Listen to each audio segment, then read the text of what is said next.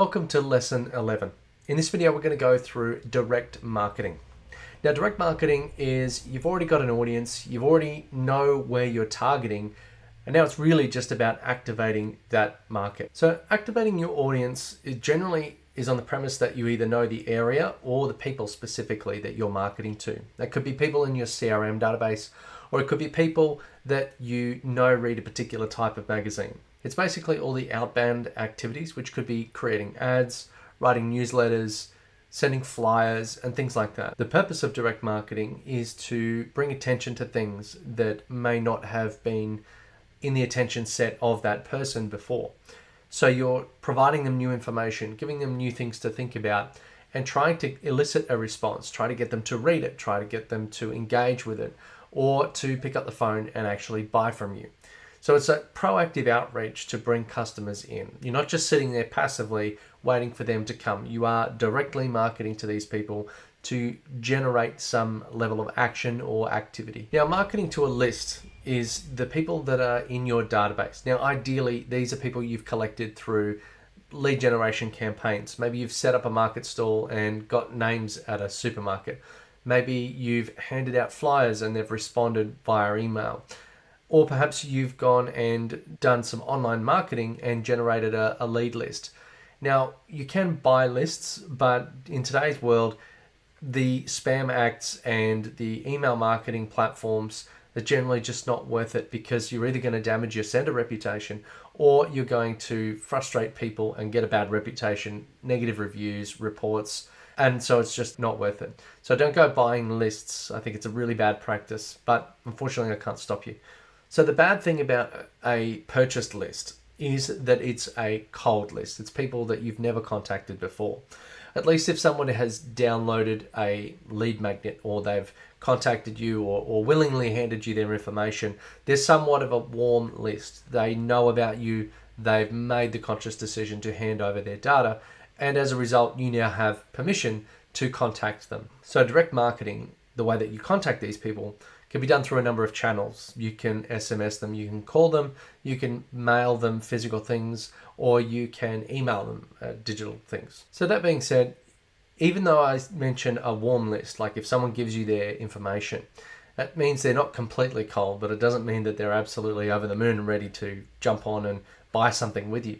So you might have to do further warming to make them a hot lead. So a cold prospect is someone who's vaguely interested or not interested at all, and a hot lead is someone who's ready to pull their wallet out and actually make a purchase. So that warming process is really just about building a relationship. So whether it's warm or cold, the point is you're convincing a human to open up their wallet and hand you money. And that's not just going to happen without some form of relationship, decision-making cycle. And so you need to help them along that journey. And direct marketing helps you to do that in a scalable way. Now, obviously, the sales, when it gets a little bit more personal, they're going to want to have a conversation with you. That's not direct marketing. Now you're in a sales conversation. Direct marketing is the scaled version of pushing messages out into the marketplace. Some direct marketing methods use things like copywriting, writing engaging and interesting ads that get people to read. And you want to make it fast, skimmable, and easy to read so that people do read it, and then maybe give them an offer. Buy one, get one free, or buy 5 and get your 6th one free. Things like that generate activity. Because if you just send a piece of paper saying, come and buy from us, there's no reason for them to go and take action. They'll go, oh yeah, I probably should. Put it down on the bench and then get distracted and then do nothing with it. But if you say, buy one, get one free for this month only, well, now there's a time incentive to go and take advantage of that opportunity. And once they're in store, even if that's an offer that's making you a little bit of a loss, or even at cost, not really making you any money, then that gets them into the store when you can then start to upsell, cross-sell onto other products and services. Remember that no one is going to buy from you on the first interaction with your brand. Almost never. Unless you happen to be selling water in the middle of a desert, then there's a good chance that a thirsty person walking past is going to come and buy your product. However, in the traditional sense, you generally need to convince this person over time and build some form of an idea about your brand, your product, your service, and how it adds value to them in their life. So by providing information in a timely, consistent manner that is helpful can be very impactful. So don't go spamming. Don't go sending 5 pieces of material per day it's just going to be too much. Unless there's some entertainment value, there's probably not a likely reason that people are going to want to read your ad on that much of a regular basis. Perhaps if it's relevant to them at that particular time and they just kind of accept it to know that, oh, I might need that one day, so I'll just keep it there, but I'm not going to really do anything with it. That's one way, just for that awareness and that sort of keeping you in the back of mind. But if you want people to actually take an action, then you need to engage with them in a meaningful way. So don't just send junk for the sake of it. And you need to solve the customer problem, not just talk about yourself. Talk about the benefits, not the features. Now, direct marketing does mean that you probably send a lot of marketing messages to people who will never buy from you. So you need to look at your average return on ad spend or return on investment for the marketing materials that you're producing.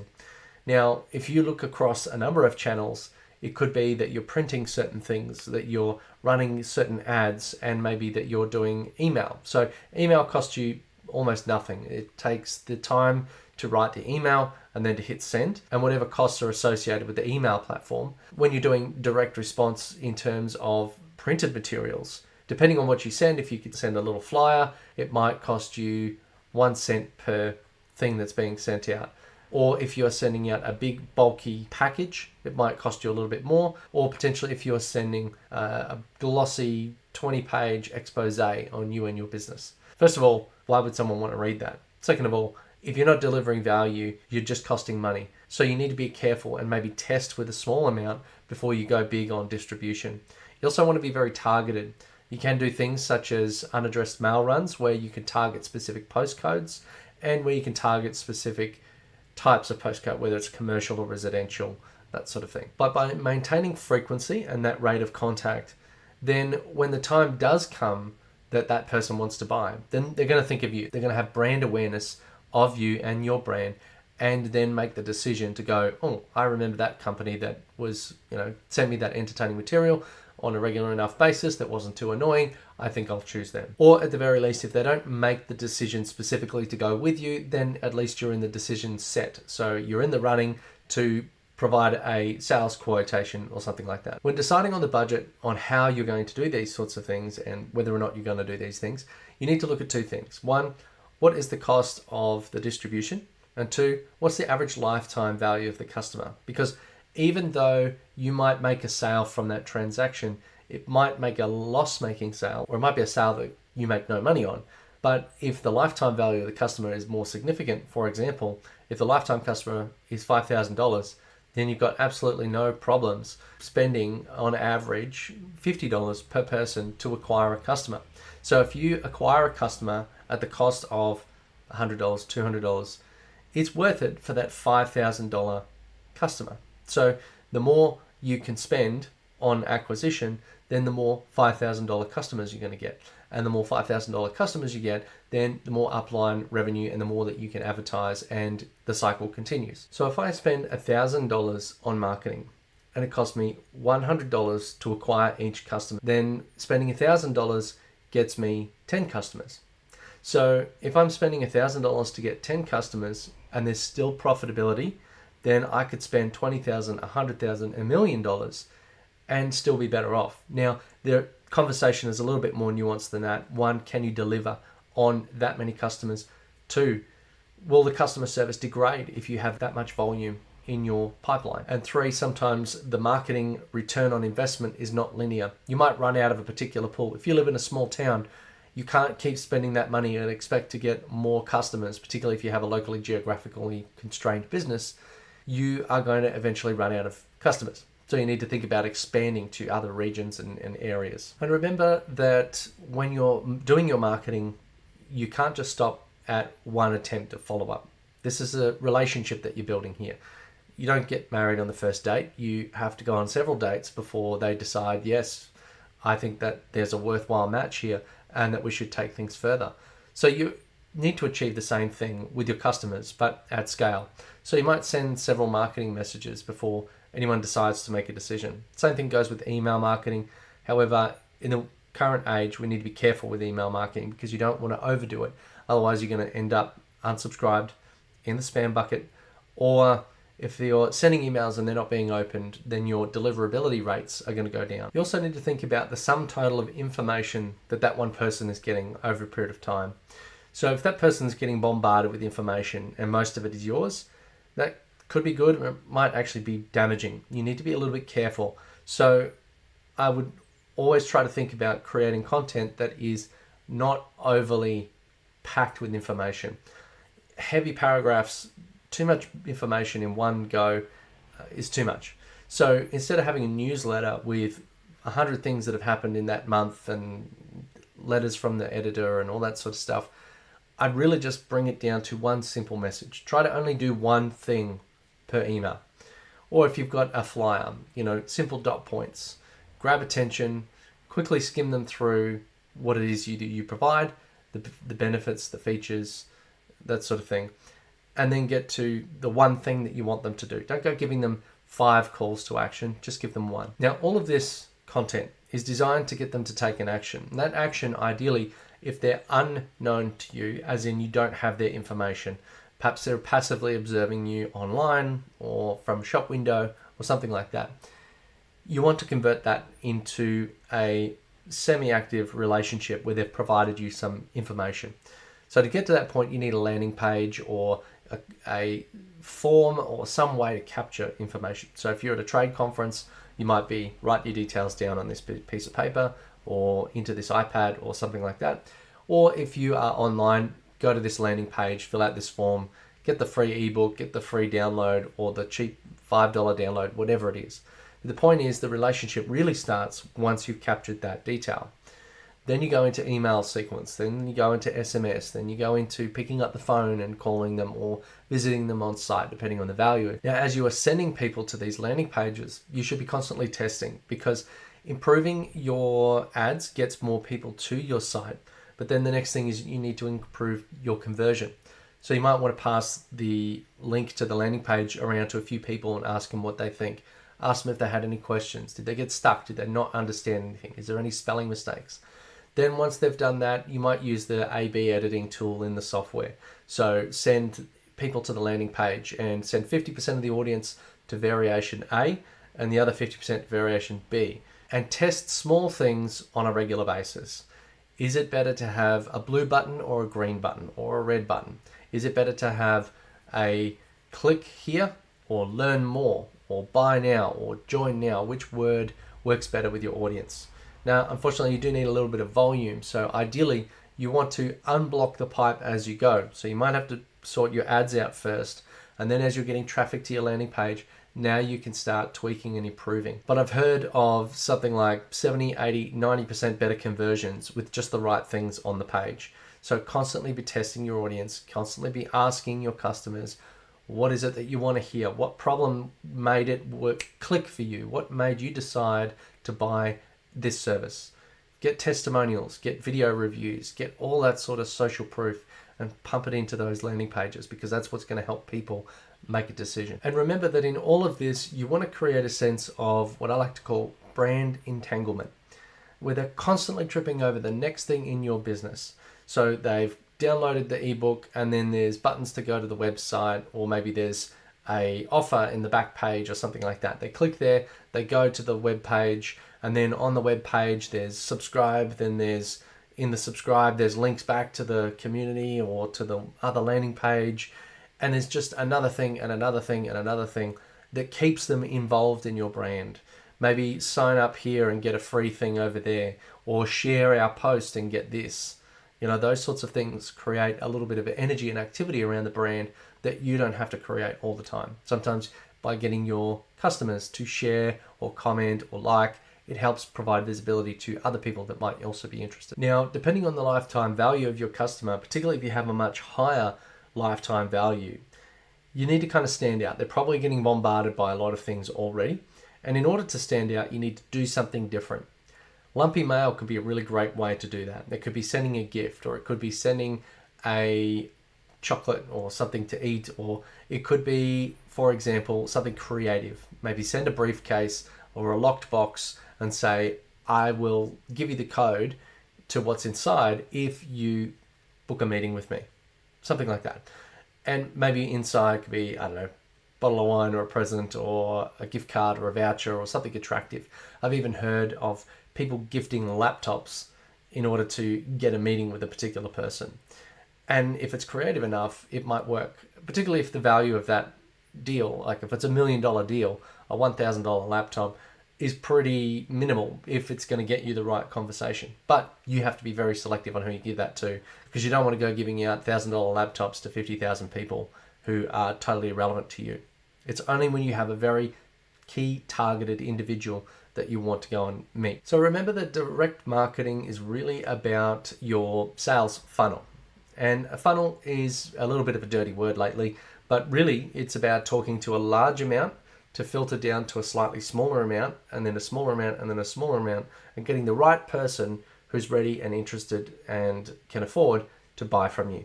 So by going through that process, you need to talk to a large amount out at the top end, then filter down to those who are interested, to then filter down to those who've completed the landing page, to then filter down to those who made a purchase. So to grow the bottom number, you actually need to grow the top number and improve your process all the way through. So that way you have the greatest chance of having the most effective, valuable, worthwhile customers at the end of the day. So in order to determine your low value versus your high value customers, you really need to look at list segmentation. By breaking them down into perhaps the type of company or the role type or what region they're in, you can really start to target within your audience set which ones are going to be the best fit for which product. So you might sell your high-end product to your high-end customers and your low-end product to everybody, but at least you're giving a little bit more choice, or you're personalizing the message to each of those audience sets where they're more likely to respond. You might use a different language for audience A versus B, and that might be the differentiating factor as to whether they buy from you and whether or not they buy a small product or a large product. And remember that you need to follow up, and that following up is a multi-step, multi-channel process. So you might send the thing and then give them a call and then send them an email and then send them a text. The more channels you can jump across, the more spaced out and frequent or like regular contacts that you can make with these people, the more likely you are to get cut through. Don't just send lumpy mail and expect that someone's going to pick up the phone and say, "Where do I sign?" It just doesn't happen like that. If you're going to do direct outreach, for example, on the phone, then you need to be a little bit clever in how you approach it. Telemarketers have a really bad rap and constantly getting hung up on. So you need to come across with a very different approach without being kooky or weird. Just do something, maybe research the company beforehand, give them a call, and instead of asking arbitrary questions like, are you in this price bracket? Do you have this many staff? Do you have this much revenue? Ask them something personal. Like, how's your day going today? Get into a little bit of a conversation. Or maybe you might want to say something that is a little bit more specific. Have you heard of this? Or have you ever found that this is a challenge? That could be a way to qualify them without going into the strangeness of telemarketing approaches. I've seen people trying to do songs or that go through some acting script or something like that. It can be a lot of high energy and can really drain a person. So if you want to make the numbers and like smash the phones and make it really difficult, you could do that, and you can power dial and go through large numbers of contacts, but you're probably going to frustrate people, and generally it's unsolicited. I have a big red button that I love to push as soon as I get a telemarketer. So it's a whole animal, and I recommend you do a little bit more research before you just go down the telemarketing route, because otherwise you're just going to burn a whole bunch of contacts that probably didn't need to be burned. The same goes for door knocking. Sometimes it's better to create a conversation, ask a question, build some level of rapport before you go into the pitch, or before you discuss, have you had this trouble before? Do you often find that this is difficult? So going door to door, you can generally get a lot of doors slammed in your face or not answered. So you need to change the script a little bit. But again, you need to do this tastefully. People don't want to feel tricked. But if you can get someone talking, more than likely they'll give you enough time to maybe have a listen. Just don't go straight into the pitch. The sooner you do that, the more you're likely to put them on the back foot, their wall goes up, and they're not ready to listen to you. So be friendly, be approachable, relax, lean into it, you'll be fine. So remember that direct marketing is kind of the space before you've made, it's where people get to kind of view you from the outside based on the content or the interactions that they've had passively from a distance. So they might be getting to start to talk to you, but it's kind of the pre-engagement phase. This is what you're trying to get, is you're trying to get engagement. You're trying to get people to give you the download, give you their contact details, engage in a conversation with you. But this is the foray into someone else's world and grabbing their attention and then bringing them into your space where you can then have that conversation. So in order to do that effectively, you need a number of channels. It needs to be hyper specific in terms of the content needs to be relevant to the individual. You need to be targeting the right people. Otherwise, you're going to be wasting a lot of time and money on totally the wrong audience. So if I'm going to go to a networking event, I'm going to make sure that it's industry level for me personally. Small business networking is good, but they're not really a lot of my target market. Or sometimes it's a lot harder to find those bigger clients that I'd like to work with. I still like to go because people know people, and it's not always about the people that are right there in front of you. Sometimes you build those relationships and they know someone else and they will introduce you, which is a very positive way to get into a customer relationship because it's a warm introduction as opposed to a cold outreach, which is a lot harder. I do like mail outs. I think they can be very effective for the right type of product or service, particularly if there's a giveaway or a trial offer or something like that. It's also really easy and low cost, high volume. And by mail outs, I also mean email marketing. So by doing that effectively, you can directly market to your customers or future customers, and that will have a significant impact on the attention that comes to your business. So thank you for watching this lesson, and make sure you tune in to the next one.